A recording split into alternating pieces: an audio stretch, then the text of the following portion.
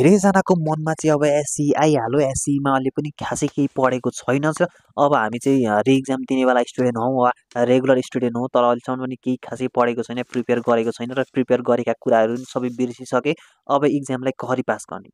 र यो एउटा हरेक एउटा स्टुडेन्टको मनमा खेल्ने क्वेसन हो र यहाँनिर तपाईँलाई म केही 5 एकदम बेस्ट टिप्स एन्ड ट्रिक्स दिनेछु, जुन तरिकाबाट चाहिँ तपाईँले पढेका कुराहरू पनि बिर्सिनु हुँदैन र तपाईँले अहिलेसम्म पनि खासै राम्रो तरिकाले एकदम सर्फेसली मात्र प्रिपेयर गर्नुभएको छ भने चाहिँ नि तपाईँले एकदम राम्रो मार्क्स लिएर इक्जाममा पास गर्न सक्नुहुन्छ। त्यसैले भिडियोलाई सुरु गर्नुभन्दा अगाडि प्लिज भिडियोलाई लाइक र च्यानललाई सब्सक्राइब गर्नुहोस्।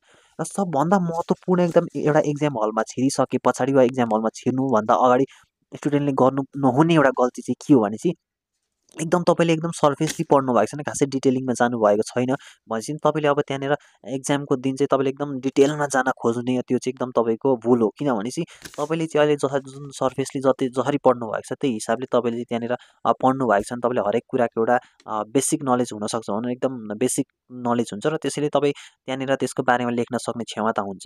र तपाईँले एउटा सब्जेक्टलाई चाहिँ अब तपाईँले सालभरि चाहिँ खासै मिहिनेत गर्नु भएन र एक दिनमा चाहिँ पढ्छु भन्न सोच्नु भने त्यो त भनेको एकदम असम्भव कुरा हो। किनभने चाहिँ एक सालमै खासै एक सालमा पनि पढिन नसकिएको नपढेको चाहिँ अब एक दिनमा पढेर इक्जाम दिन्छु भनेको त मूर्खता जस्तो हो। त्यसैले पनि तपाईँले चाहिँ जुन बुकलाई सर्फेसली एकपटक हेर्नुभएको छ, तपाईँसँग जुन नोटहरू छ भने चाहिँ त्यो नोटलाई एकपटक सर्फेसली हेर्नुहोस्, तपाईँले केही प्रिपेयर गर्नुभएको छ र त्यही हिसाबले चाहिँ एकदम आफ्नोमा आत्मविश्वास हुनुपर्छ, कन्फिडेन्ट हुनुपर्छ, किनकि म गर्न सक्छु भन्ने चाहिँ एउटा क्षमता हुनुपर्छ र कन्फिडेन्ट छ भने चाहिँ तपाईँले अब तपाईँ जस्तै स्टुडेन्ट तपाईँले केही पढ्नु भएको छैन त्यसको बारेमा हल्का सुनेको छ भने पनि तपाईँले यसको बारेमा एकदम कन्फिडेन्स साथ लेख्न सक्नुहुन्छ र इक्जाममा मजाले राम्रो अङ्क लिएर पास गर्न सक्नुहुन्छ। र अर्को एउटा महत्त्वपूर्ण कुरा चाहिँ के छ भने चाहिँ ह्यान्ड राइटिङ।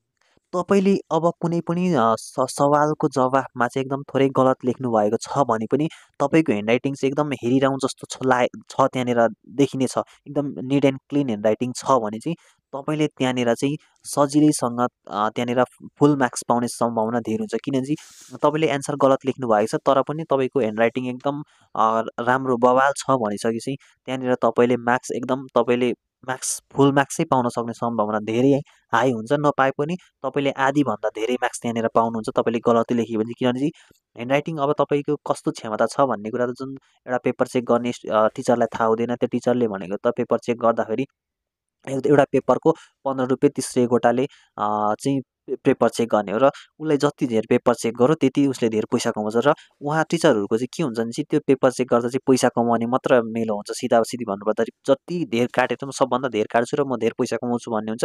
त्यसैले पनि हरेक एउटा पेपरलाई चाहिँ डिटेलिङमा त्यहाँ हेरिँदैन। त्यसैले पनि त्यहाँनिर चाहिँ तपाईँको ह्यान्ड राइटिङ राम्रो छ र क्वेसनको एन्सर गलत लेख्नु भएको छ भने मार्क्स आउने सम्भावना धेरै हाई हुन्छ। त्यसैले पनि एकदम फोकस गर्नुपर्ने एउटा कुरा भनेको चाहिँ ह्यान्ड राइटिङ पनि हो।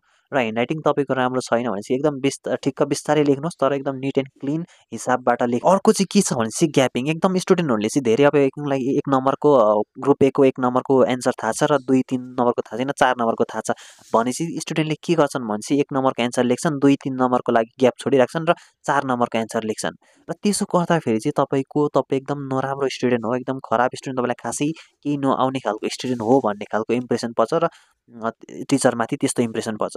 र तपाईँले चाहिँ अब तपाईँलाई जुन एकदम क्वेसन तपाईँले मजाले पढ्नुहोस्, प्रथम कुरो त होइन, क्वेसन तपाईँलाई दिइसकेपछि र तपाईँलाई जुन अब group A, group B, group C, group D हुन्छ, त्यहाँनिर तपाईँले जुन अब ग्रुप डीको तपाईँले आउँछ भनेपछि ग्रुप सीको तपाईँले आउँछ कुनै क्वेसनको एन्सर चाहिँ अरू अगाडिको चाहिँ अलिक कन्फिडेन्ट हुनु हुँदैन, फिक्स छैन हो कि होइन जस्तो लागिरहेछ भने तपाईँले पहिला ग्रुप सीको क्वेसन चाहिँ त्यहाँ अगाडि गर्ने हो। किनभने चाहिँ तपाईँले आउने क्वेसन चाहिँ जुन ग्रुपको तपाईँलाई क्वेसन जुन आउँछ एन्सर त्यो एन्सर चाहिँ तपाईँले फर्स्ट पेपर र सेकेन्ड पेपरमा गरिसक्नुपर्छ।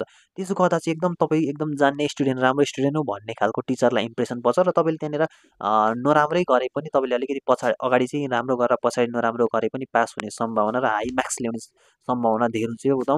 एकदम जेन्युन र 100% वर्किङ टिप्स हो। तपाईँले यो सबै टिप्सहरूलाई एकदम फलो गर्नु होला। अब आउने गरेको इक्जाममा चाहिँ इक्जाम दिँदाखेरि आउने क्वेसन चाहिँ अगाडि गर्ने र नआउने क्वेसनलाई पछाडि गर्ने, पछाडि अब टाइम पुगिहाल्यो भने। अर्को चाहिँ एकदम जुन अब चाहिँ रिइक्जाम लेख्ने जुन जति नै स्टुडेन्ट हुन्छ, जब एकदम रेगुलर स्टुडेन्ट हुँदैन, जुन चाहिँ ग्याप स्टुडेन्ट हुन्छ, उहाँहरूले चाहिँ एकदम गर्नै नहुने गल्ती भनेको चाहिँ के छ भने चाहिँ उहाँहरूले चाहिँ अब पनि जति पनि प्रिपेरेसन गर्नुभएको छ, जुन सब्जेक्ट लागेको छ उहाँहरूले अब त्यो सब्जेक्टहरूलाई दिँदै हुनुहुन्छ, त्यो त तपाईँहरू सम्पूर्णलाई थाहा छ। र उहाँहरूले चाहिँ एकदम इक्जाम दिँदा गर्दाखेरि चाहिँ अब आफूभित्रमा खासै नपढे, खासै अहिलेसम्म पढेको छ